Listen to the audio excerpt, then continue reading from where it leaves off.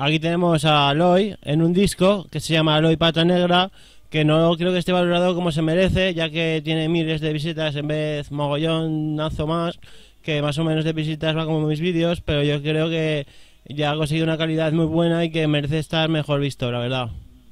El Feroz, apodo que mi gran ídolo y amigo Fernando el Feroz Vargas me puso. Él me enseñó que en el ring nunca hay que rajarse. De ahí mi famosa frase de antes me trago mi sangre que tragarme mi orgullo. Sin pensar en caer ni en retroceder, yo me dejo la piel, no tengo miedo a nada. Sin pensar en caer ni en retroceder, yo me dejo la piel, no tengo miedo a nada. Sal, pelea, gana, venga, sal a matar, trata de darle en la cara si no se va a levantar. Nadie me para en el ring, a mí nadie me va a aguantar. Los 12 asaltos que va, con 2 machaco al rival, yo tengo la velocidad de Mo. Y ahora otro temita para que veáis que es que no tiene comparación a otros temas de otros autores. Pata Negra, Aloy, rompiendo el material. Provengo de las cloacas. Una pasada los temas de Aloy en la Pata Negra. No sé por qué tiene tan pocas visitas. Así que, bueno chicos, os dejo esto para que os deis cuenta un poquito de lo bueno del rap en Valencia, que tampoco están tan mal, que se lo ocurran y tal.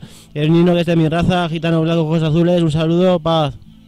Nunca en mi vida he hecho daño a nadie que no se lo tuviera más que bien merecido. ¿Me entiendes?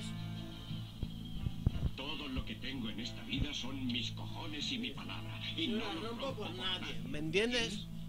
No importa lo fuerte que golpeas, sino lo fuerte que pueden golpearte. Y lo aguantas mientras avanzas. Hay que soportar sin dejar de avanzar. Así es como se gana. ¿No te importa lo que piense la gente? Si tú sabes lo que vales, ve y consigue lo que mereces. Pero tendrás que soportar los golpes. Y no puedes estar diciendo que no estás donde querías llegar por culpa de él, de ella, ni de nadie. Eso lo hacen los cobardes y tú no lo eres. Tú eres capaz de todo. Todavía queda algo en el sótano. Un sótano aquí dentro. Ahora aquí te vale.